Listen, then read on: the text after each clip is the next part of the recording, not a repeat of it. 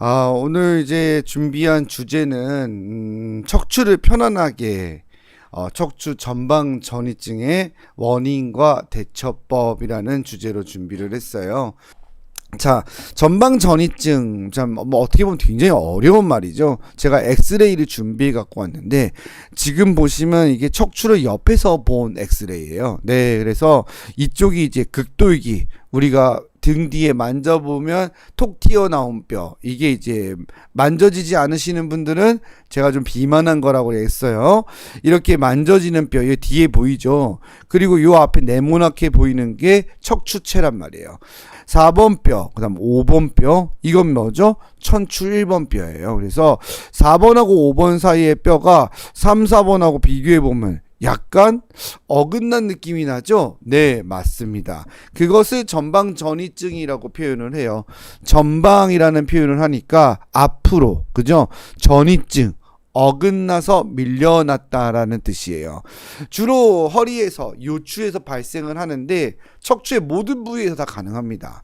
목에서도 생길 수 있고요. 생길 수 있는데 아무래도 허리가 제일 많아요. 왜냐하면은 전방전이증이라는 게 생기려면은 반복적인 이런 스트레스에 받아서 디스크가 손상이 되면서 밀려나가는 오랜 시간의 퇴행 과정이 필요하기 때문이거든요. 그러다 보니까 허리가 압도적으로 많고 4번, 5번이나 5번과 선추 1번, 요천추 부에 가장 많습니다. 하지만 3, 4번도 생길 수 있고요.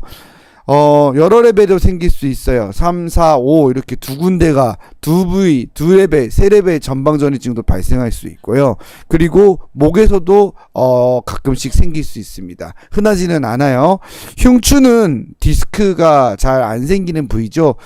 늑골이라고 해서 갈비뼈에 둘러싸여 있다 보니까 흉추는 아무래도 전방전이증은 거의 없어요. 있다고 한다면은 아무래도 퇴행성이 아니라 외상성이겠죠. 그런 경우에는 전방전이증이라고 표현을 하는 경우도 있겠지만 프랙처 디스로케이션이라고 그래서 골절로 인해서 전이가 되는 상태가 되겠습니다. 그래서 전방전이증은 기본적으로는 퇴행성 질환의 성격을 띈다. 그리고 주로 요추에서 생기고 허리 4번과 5번 사이 혹은 요추와 천추 사이에서 잘 생긴다. 후방전이증도 가능하다. 무슨 말일까요? 후방전이증? 전방전이증은 앞쪽으로 밀린 거죠. 후방전이증은 뒤로 밀려난 거예요. 그걸 후방전이증이라고 합니다. 전방전이가 됐다가 후방전이가 되기도 하고 들락날락하는 허리가 될 수도 있겠죠. 그런 걸 퇴행성 측만증이라고 표현을 합니다. 이 대부분의 병이 생기는 원리는 디스크하고 연관성이 있어요. 자, 그러면 정상과 전방전이증을 비교해 볼게요. 지금 보시면 파란 색깔의 선을 그은 데는요, 파란색 선과 선이 어떻죠? 이렇게 일직선상에 이어지고 있죠. 근데 전방전이증이 있는 분은 어때요? 붉은 색깔 선으로 표시했는데 이 선과 선이 이렇게 어긋나 있죠. 그죠?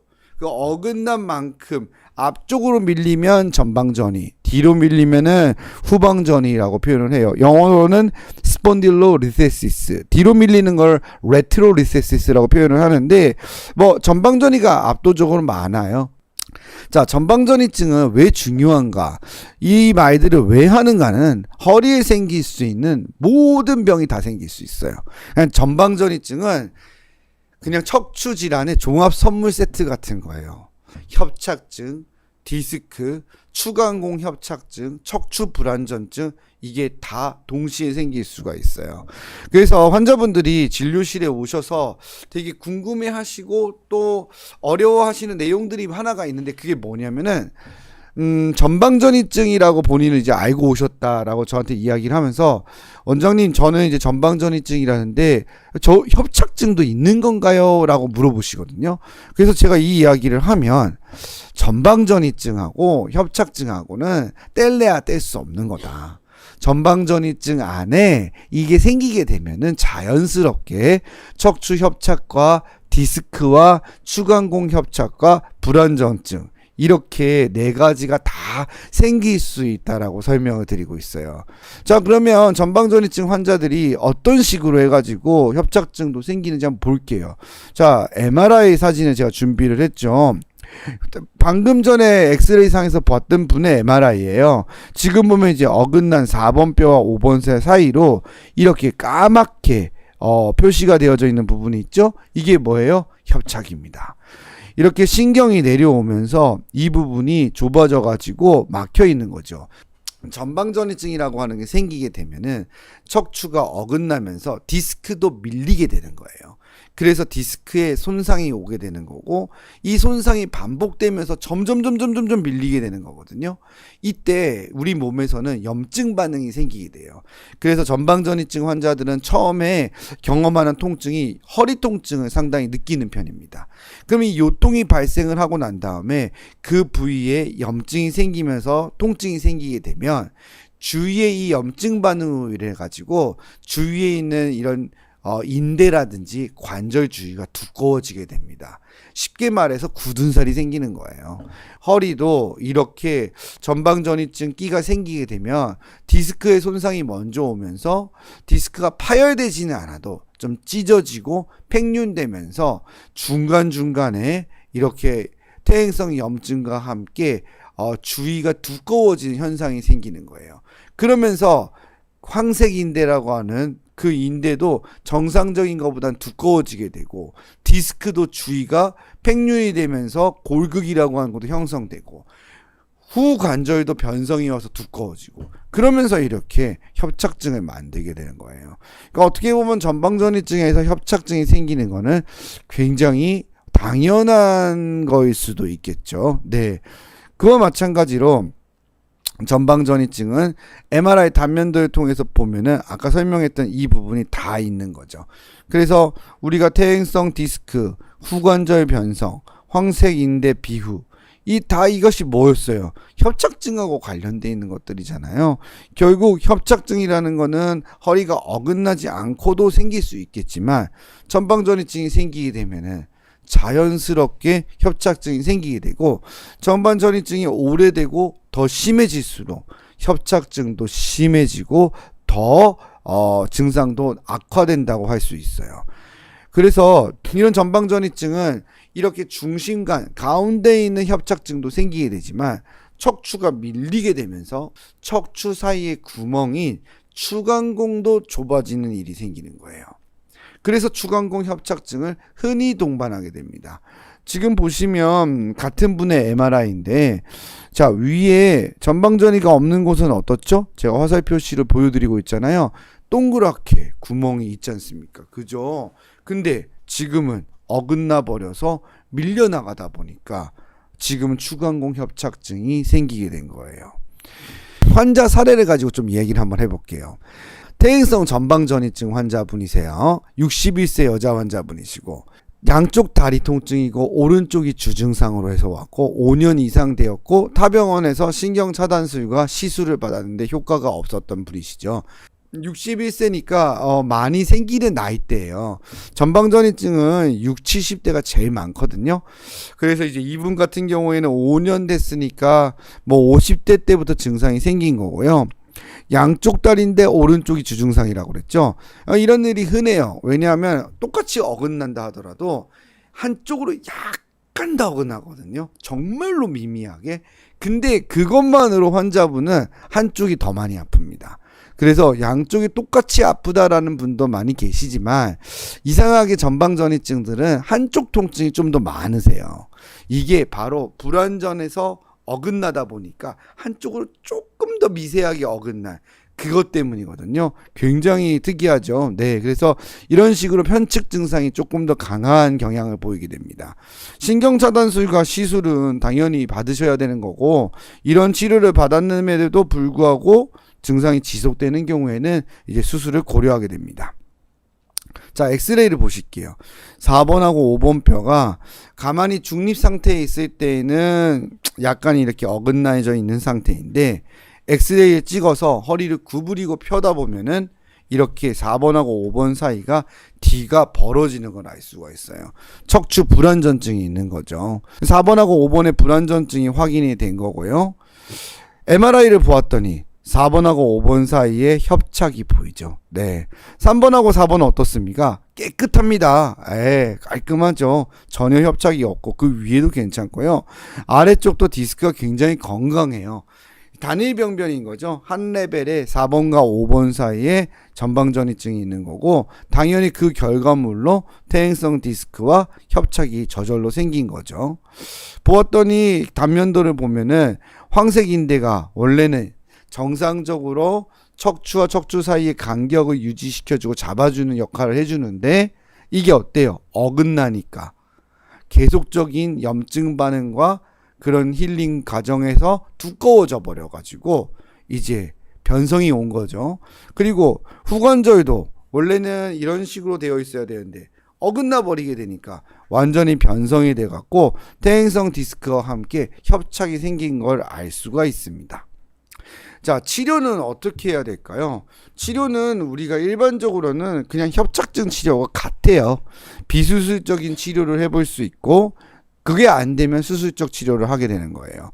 근데 이분은 신경 차단술도 받았고요. 그 다음에 경막의 카테터 시술도 받았어요. 신경 성형술, 풍선 확장술 이런 것도 받으신 거죠. 5년 동안 치료를 한 거니까 수술을 하고 싶지 않은 마음이 있었고, 그래서 이분은 내시경과 유압술을 고민하다가 내시경 치료가 요즘 많이 한다고 하니까 내시경을 하고 싶어서 오신 거예요. 자, 근데 치료의 과정이 이렇습니다. 전반전이증은 진단이 되면 충분한 보존적 치료가 필요하고요. 그 보존적 치료가 되어지지 않았을 때 우리가 수술적 치료를 결정할 때는 척추 불안전증이 있냐 없느냐가 매우 중요해요. 왜냐하면 불안전증이 있으면 흔들거린다는 뜻이기 때문에 내시경 감압술을 해줘도 흔들거리는 건 개선이 안 돼요. 그래서 환자가 내시경 감압술을 한 다음에 더 어긋나는 환자들도 있고요. 그 다음에 내시경 감압술을 하고 난 다음에 환자가 증상 개선이 없는 경우도 있을 수 있어요. 잠깐은 신경이 풀어져서 좋아졌다가 다시 엉덩이와 다리가 땡기고 아픈 거죠. 그래서 불안전증이 있는 경우에는 유압술로 반드시 고정을 해줘야 됩니다. 그래서 이렇게 척추 불안전증이 동반되는 경우에는 반드시 유압술을 고려해야 되고, 이 불안전증이 아주 치료 계획에 있어서 중요하다는 거예요. 자, 그러면 분리성 전방전이증이라고 아까 표현했잖아요. 척추 불안전증은 흔히 동반하는 거라고. 그러면 이게 도대체 그러면은 왜 불안전증을 흔히 동반하고, 이거는 왜 어떤 병이길래 이렇게 전방전이증으로 이어지고 또 전방전이증의 주요 원인이 되는지 이야기해 드릴게요. 퇴행성 전방전이증은 디스크가 손상이 오면서 이게 어긋나는 일이 많아요. 근데 분리성 전방전이증은 척추 협부라고 하는 척추뼈의 일부분이 끊어진 거예요. 결손이 된 거죠. 그걸 척추 분리증이라고 합니다.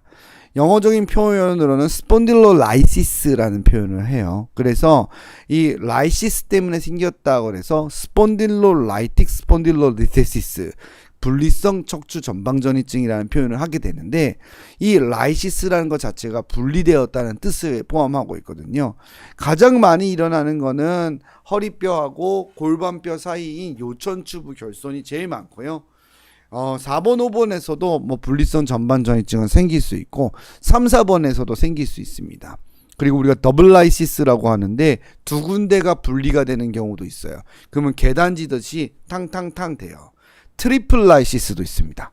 세 가지가 생기는 거죠. 3번과 4번 사이가 분리증, 4, 5번 분리증, 그리고 요천추 분리증. 그럼 트리플 라이시스예요. 흔히 보이지는 않아요. 네, 트리플 라이시스도 저도 뭐 손에 꼽을 정도로 1년에 보는데, 더블 라이시스는 간간히 보게 되고요. 이 한 부위만 결손이 생기는 경우에는 상당히 많이 관찰됩니다. 뭐 여러 가지 이유가 설명을 해요. 선천적인 결함이 있다라고 표현을 하기도 하고, 외상, 이제 이 외상은 조금 다른 종류의 외상인데 반복적인 트라우마가 원인이 된다는 거예요. 반복적인 과부하가 생겨서 그 부위가 피로골절이 생긴다, 이렇게 말하는 경우도 있고, 또 하나는 어떤 것이 있냐면, 이게 어렸을 때는 척추뼈가 성장점이 여러 개 있어요. 그래서 이 성장점이 다 이어지지 않은 상태에서 약간 뼈가 말랑말랑 하거든요. 근데 이제 청소년기에 성월 호르몬이 나오면서 뼈가 단단해져요. 골화가 되면서. 근데 이때 이제 뼈가 끊어진 거죠. 아무튼 분리성 전반전이증은 협부에 결손이 생겨서 발생한 것이다. 지금 보시면 여기가 이제 극돌기 뒤에서 만져지는 부분이죠. 그래서 여기가 뒤쪽이고 여기가 앞쪽이에요. 이 척추체와 척추체 사이에 디스크가 있는 거고요. 이게 후관절이고요. 관절에서 이어지는 부위 있잖아요. 여기가 뭐죠? 바로 여기가 척추협부예요. 여기가 끊어진 거죠. 한쪽만 끊어진 경우도 있습니다. 네, 맞아요. 한쪽만 끊어진 경우도 있는데 대부분은 양쪽이 끊어져서 어긋나게 되죠. 네, 그래서 이렇게 양측의 척추협부 결손을 동반하면서 척추체가 어긋날 때 우리가 분리성 전방전이증이라고 합니다. 이런 분리성 전방전이증은 아까 치료 계획 결정에 있어서도 굉장히 중요했던 불안전증을 동반하는 경우가 대부분이라고 할 수 있습니다. 그래서 분리성 전반전이증은 대부분의 경우 불안전증을 동반하니까 아무래도 유압수를 선택하는 경우가 많아져요.